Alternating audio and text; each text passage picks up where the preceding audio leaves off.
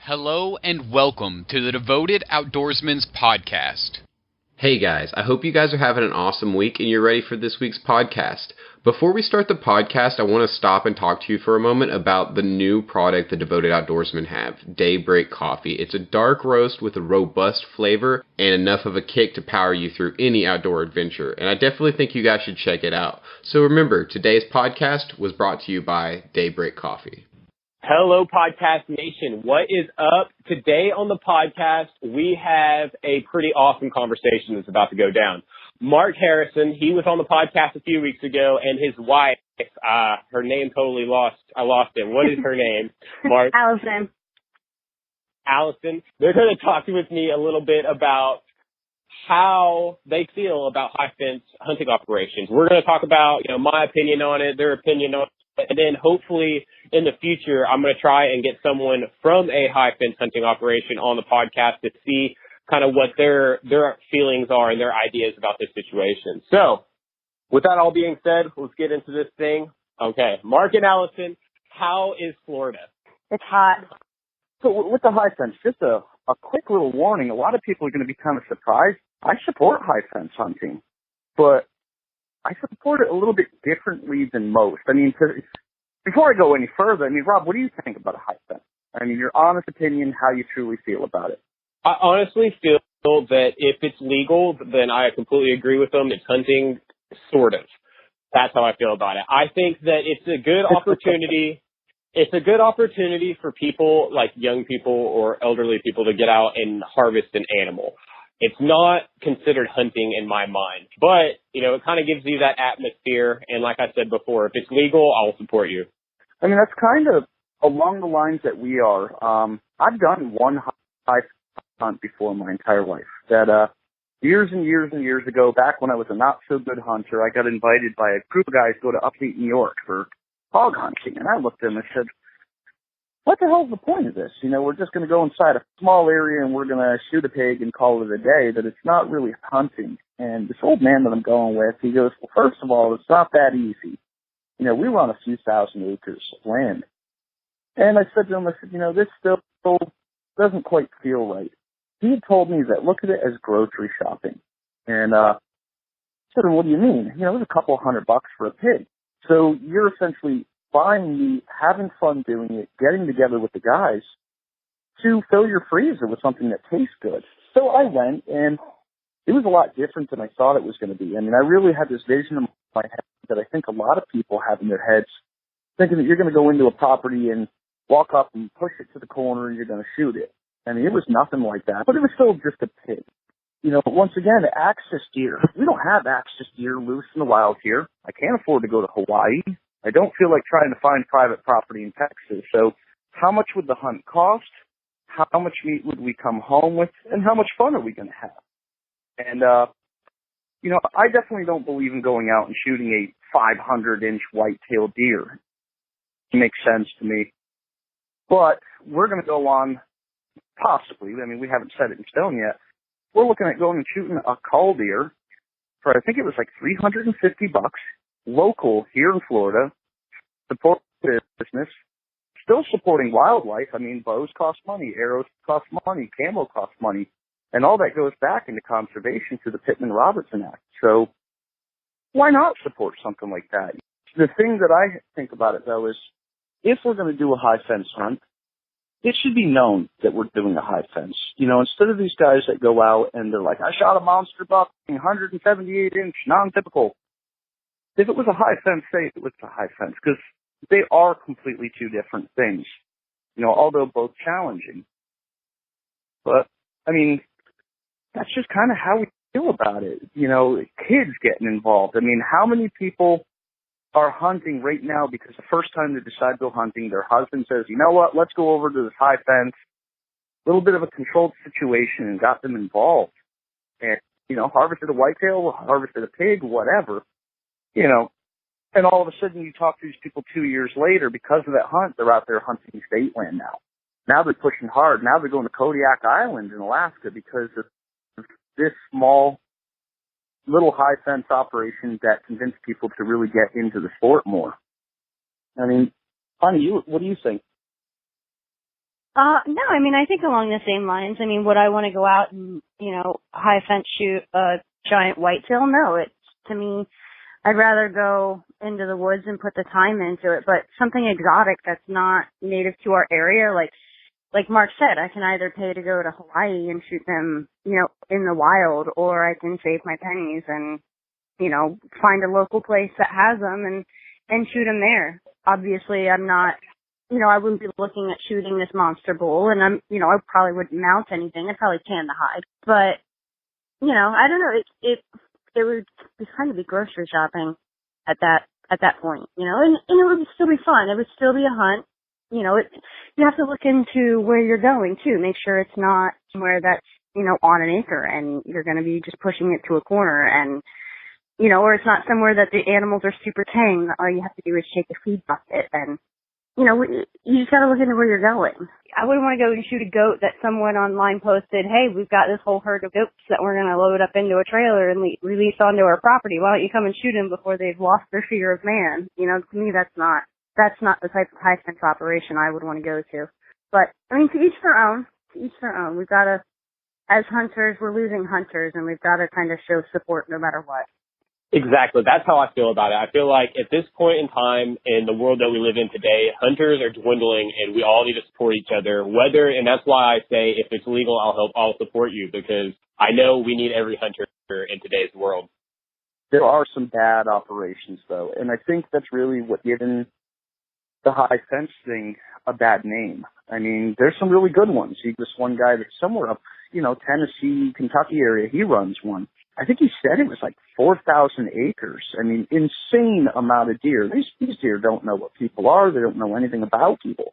I agree. And I think that I have been on a high fence type hunt once before when I was younger. My father took me and my little brother on one, and it was a hog hunt. And and that's why I kind of understand it has its purpose for, like I was saying, or like you were saying, it's going to get groceries, or for young kids or older people or someone that's just getting into the sport. It's a very good way for them to hop on into it.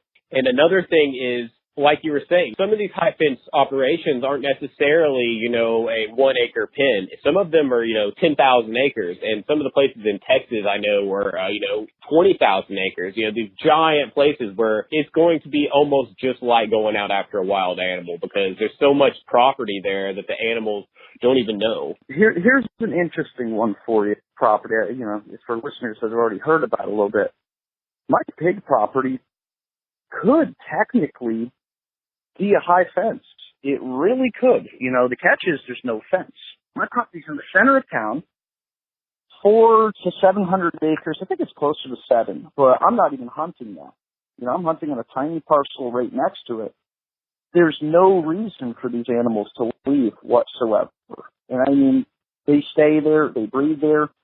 I treat it as a management property. I'll go out and I'll manage these hogs in order to ensure that I always have some. I won't do, small females, stuff like that. But the only thing that's missing is the high fence. They can come and go, but are they going to? I don't know. They have no reason to leave the property. So what's the difference? I just don't have a fence. That's it. They're kind of landlocked in there. Completely. They're surrounded by highway, main roads, community developments. I mean, into my property, like, what the heck are you hunting? Like, well, we didn't even know this was here, because it technically is a smaller parcel, even though it's, 400 to 700 acres surrounding, but there's no reason for anything to leave. What's missing here is a fence. That's it. But like I said, I think it's the bad operations that really have ruined this for everybody else. What's that? I was going to say, it's not only like the bad operations, but then you get the bad people that are just like, I just want to go shoot this giant animal and I don't even care about anything else. I mean, Mark, when you were running hunts, you had how many people that were just like, I don't even care. I just want to shoot an animal with giant tusks. I don't even want to eat the meat. And it's like, those people are the people that are going to these high fences and just giving hunters in general a bad name. But I mean, you can't really blame the high fence operation for that. But still, even with the rich yuppies that go in and out of these places, like, yeah, a rich yuppie, like, we had one. I offered a guided hunt, and I mean, we had pigs all around us. I don't want that one. I don't want that one. I want one with big, big teeth. And I'm like, why? It tastes terrible. Like, why would you want to shoot that deer? I was under the impression you wanted to eat it, you know. And he's like, no, I just want the head. That's it. You can have the meat. And I'm like, are you kidding me? Like, I don't want your meat. I can go shoot my own meat. I thought you wanted to come out here for a real hunt, not something else. And I told him to go to a high fence. And that's okay. You know, rich people are like, oh, you know, these guys are going to spend $20,000 on a high fence. More the power to them. Go for it. I am completely supportive if that's what you want to do, because I'm one of those guys, if I see something I don't like, I scroll past. You know, I don't have to add my 2 cents in if something I don't like comes up. But, you know, even so, these people are putting money back into our community at the same time. Like, there's a really good high fence down in Arcadia by us. And Arcadia is like a desolate wasteland of nothingness. This man is bringing people from all over the country, coming down, spending money locally, putting money into a local business. Thank him. And I support it. But, you know, as a hunter myself, you know, doing a high fence, you know, if we're going to go do it, like Allison's going to go do one, most likely. But we're not talking thousands and thousands of dollars. We're talking $350. Then it's worth it to us as hunters. We don't see the problem in it at all. But if somebody wants to go out and spend $20,000 on a monster, crazy, weird, non-typical whitetail or one of these exotics, that's fine. You know, I'll still support them because it's putting money back into the community. It's putting money back into the sport. I mean, why not? I think one of the other issues that people have with these high fence operations is where, you know, they're, especially when it comes to whitetail, they're spreading diseases across the country into areas where they hadn't been previously. Like, I know Michigan has had an issue with this in the past. You're still talking about people breaking the law, though. What the man was doing, I know which place you're talking about. He was taking whitetail from all over the place, no papers, no legality, no nothing, just taking them and bringing them in with VHD, with chronic waste disease, all this other stuff. But that was breaking the law. You know, it gave other ones a bad name. Like the one guy, I can't remember his name, that's running the high fence. He's clean, legit, 100%. And the reason why, I don't think a lot of people know this. Most of these high fence deer farms and everything that are being run, they supply all of our deer urine that we're using. You know, if you buy deer urine in in Walmart, Bass Pro, anything like that, or even the online ones, where do they think that deer urine came from?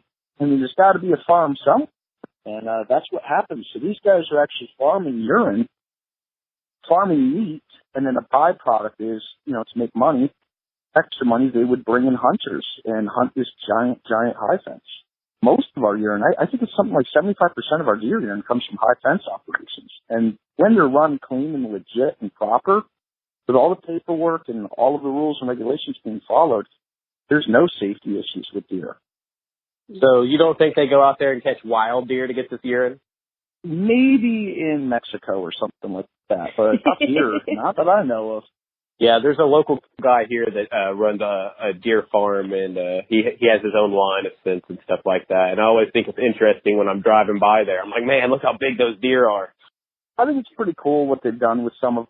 Would I spend $20,000 on a monster whitetail? No, definitely not. But some of the things that they've done, you know, antler growth, for example. I mean, I don't want to say a company because I don't know if they actually did it, but the research and development that comes in some of the stuff that we put out in the woods here, for example, you know, big time. I don't know if they did this. I'm not holding them liable or anything, but a lot of these companies were using this stuff in farmed areas to see the difference in growth. So that way we can get better products out to us that are doing a fair chase hunt. So, I mean, why not? I mean, Allison and I kicked around. We were at a Big Buck Expo last year, and somebody that was doing deer farm, and they said, if you have X amount of acres, we'll supply you with a fence, we'll supply you with feed, we'll supply you with the whitetail, the catches. You have to sell them to us after you grow them. I mean, they were pretty much going to pay us to go have fun with deer in our backyard. I mean, we were totally interested in doing it. I mean, our property's too small. But getting on a first-name basis that close to animals, I don't think I'd ever be able to kill an animal after I get that close. And I'd be scared I'd get attached to the deer. I wouldn't. They're heartless. Completely heartless is why you can kill anything. I kill baby bunnies all the time. I don't care about a deer. The butcher. Yeah. Allison does all the butchering in the house. I'll kill it. I got no problem. I'll kill everything. I'll go out and I'll hunt. I'll fish and everything, but she does all of the butchering. The only thing that I really truly kill from raising animals at the house is chickens. But she kills all the rabbits. I don't want to do it. I'm too close to those things. So when it comes to these high fence operations, you kind of brought it up earlier. This is something I wanted to touch on was you're talking about how your property is basically high fence. So I know some of these places, and there's a couple here in Oklahoma that I know of for sure, that are high fence on three sides. So one side is open, but like you were saying, the deer, everything that the deer could ever need are inside of that, three-sided area. So why would they ever want to leave?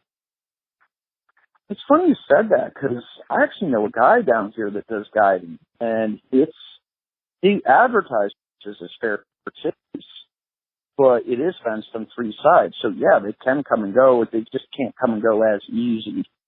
But I don't know. That's great. Like, would you call three sides a high fence? I don't know.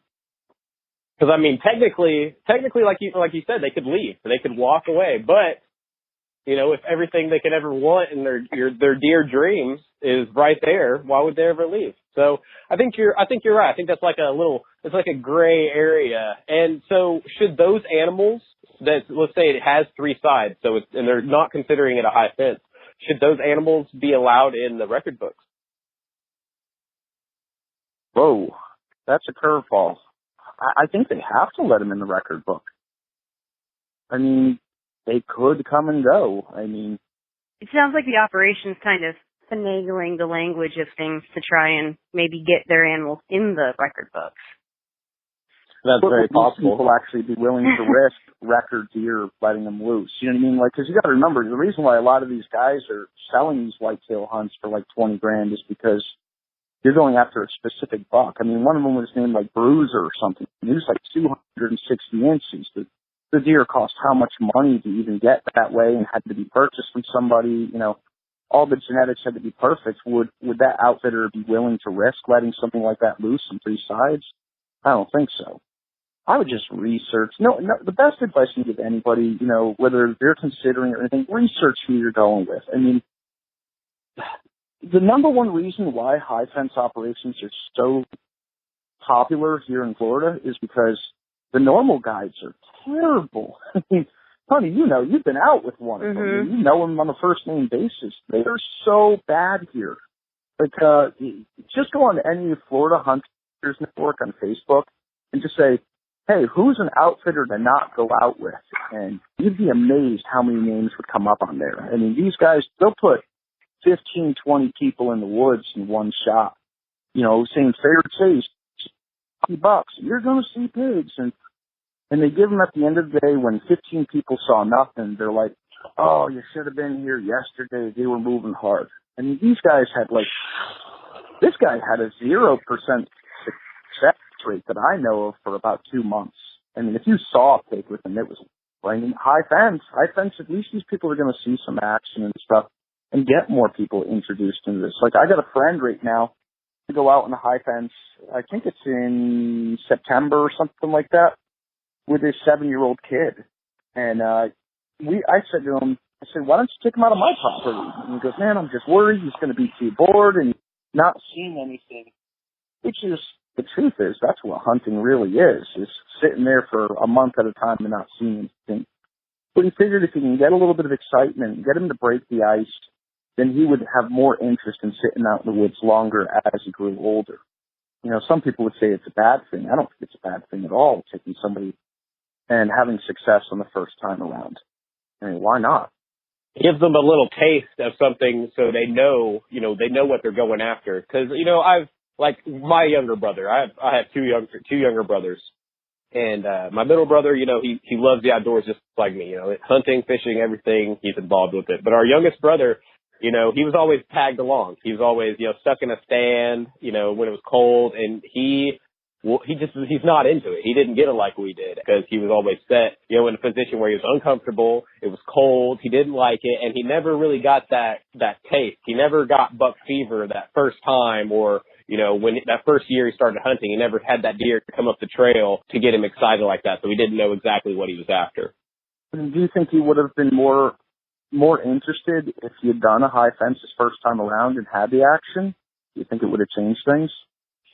I think it definitely could have. I think it could have given him, you know, something to look forward to. Like I was saying, like he knows what the process is then. He knows, you know, you have to find the animal, you know, you do certain things, you have to control your breathing, everything like that. Because, you know, don't get me wrong. I remember when I was younger and I went on a high fence hog hunt, and, you know, it was kind of a weird operation. It was only a couple hundred acres, but, you know, it was hogs. You know, these guys were catching hogs and letting them go in there. And the thing that kind of gave me the weird feeling about it was as soon as the feeder went off, you know, the hogs were there. I bet, you know, then I picked which one I wanted and I harvested that hog, which, you know, looking back on it, it was a great opportunity for me to kind of experience that. And, you know, it was great to make memories with my family when we were out there. But at the same time, you know, after that, I always thought, oh, you know, hogs are dumb. Hogs are easy to kill. So I always thought, you know, hey, I put a feeder out, they're just going to come running. Until, you know, I got a little bit older and started going after them on public land. And that's when I kind of realized, hey, you know, there was a little bit of extra going on with that hog hunt I went on. But, you know, all in all, I think it was a great experience. And I think it's something, like you said, for your friend or like my younger brother, if he would have been dropped in a position like that where, you know, it's almost guaranteed that he would harvest an animal, that probably would have changed his role in the outdoors. I mean, even, like I said, the most important thing, even not so much for kids, not so much, like, I think that everybody should support it. I mean, what's the difference to a 60-year-old man going out hunting for the first time and deciding to do a high fence? We don't know what that 60-year-old man's going to turn into a couple of years from then. So why badmouth anybody about it? I mean, to each his own.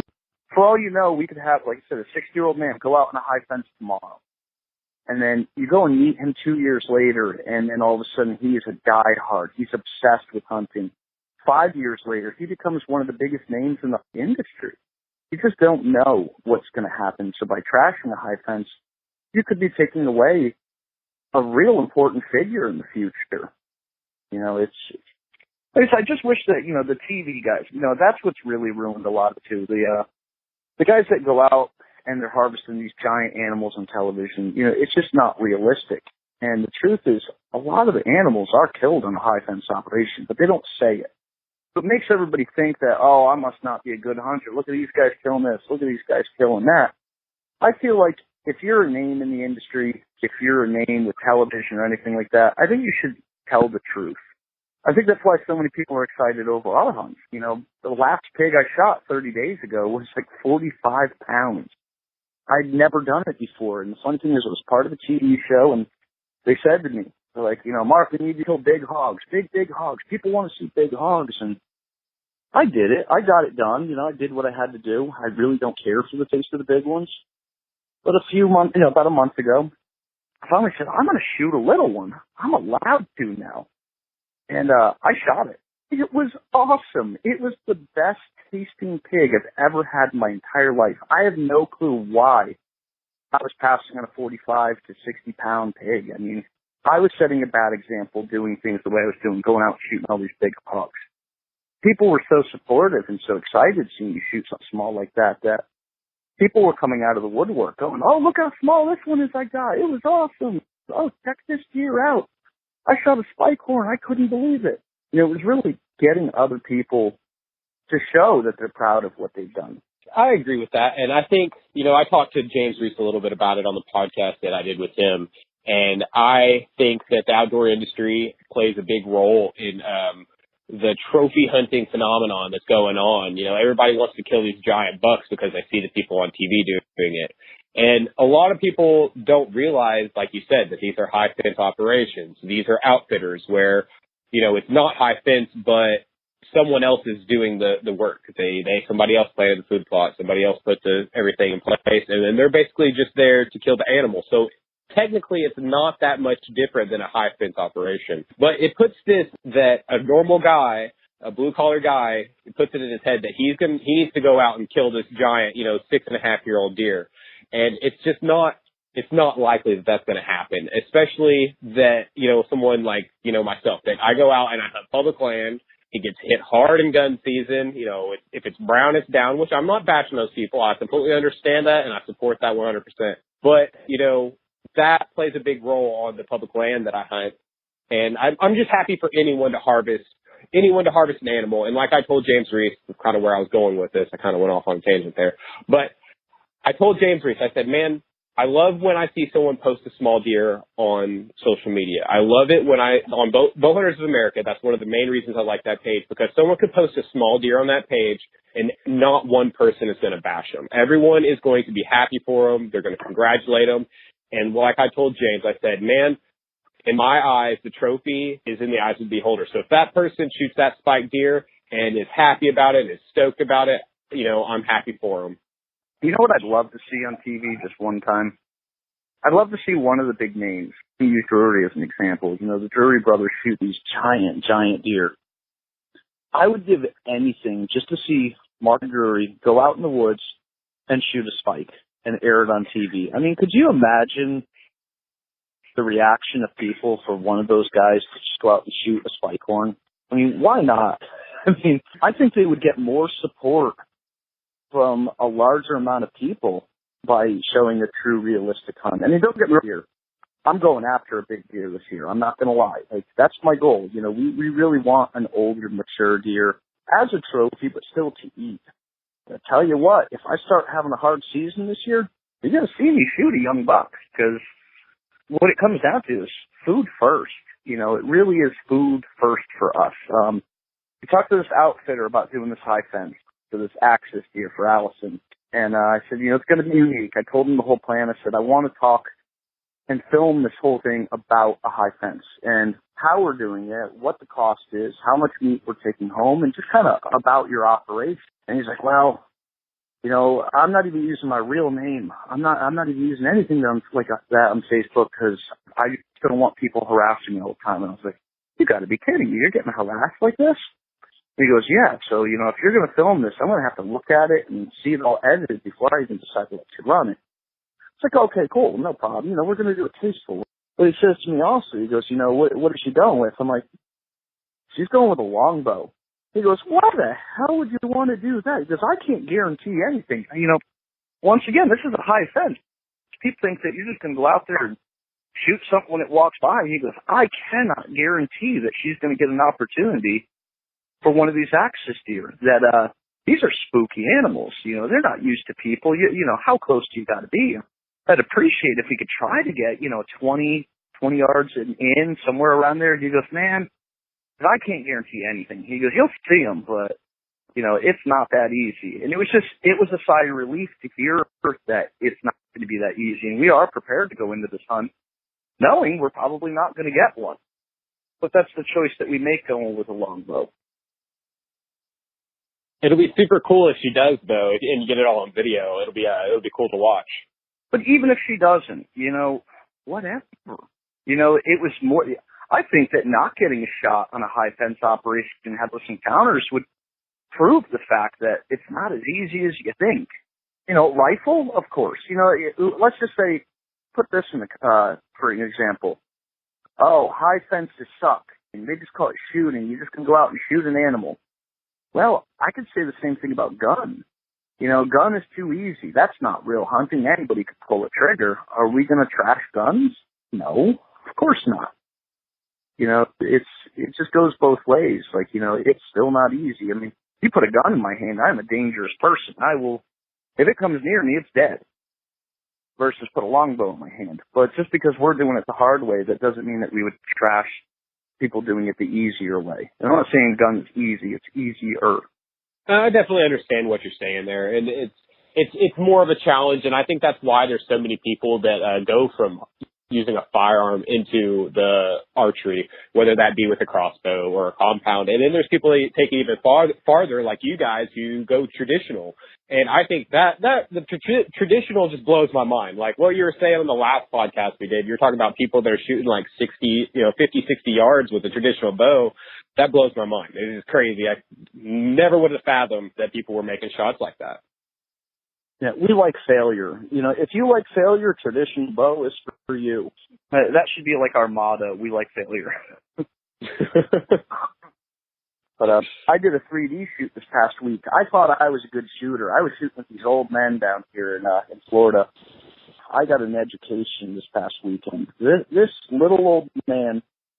Here's an example. My bow right now is 47 pounds at 27 inches. I'm throwing roughly a 440 grain arrow. This little old man whips out this strange looking bow down there, and he builds it himself. This guy was throwing, ready for this, a 1,500 spine arrow. This thing, I swear, was like a shish kebab skewer. I'm like, what the heck does this guy got? His feathers, he didn't even have feathers. He was taking Bonning Blazer veins, the 1-inch veins that compound shooters use. He was cutting them even smaller, so they were only sticking out of his arrow about a 1/4 inch.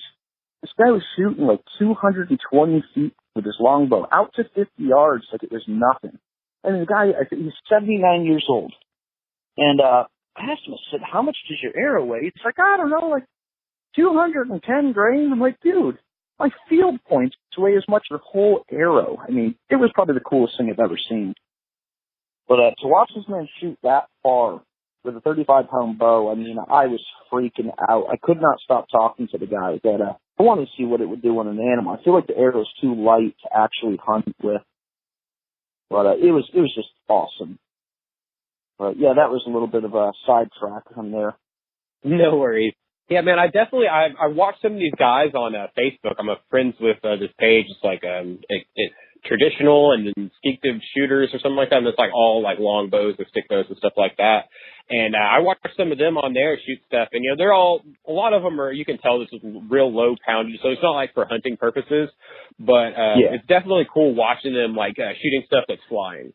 So it's kind of cool. They'll throw frisbees and shoot them and stuff like that. I'm always just man, it would take me so long. I'd need at least 1,000 arrows before I probably hit it. I'm certain. I'm not good with a longbow at all. Well, I'll tell you what. I think that you should make a transition for this year and put down your compound and just go strictly longbow. Just as a science experiment. I think you should give it a try. Dude, I've definitely thought about this in the past. My dad has, I don't know exactly what it is, but he has an old recurve bow. And I've thought about picking it up and just trying, just 1 year. Just try and just see, what happens. It might be something that I get hooked on. When I was a kid, I always carried a recurve, and I've been shooting bows since I was 4.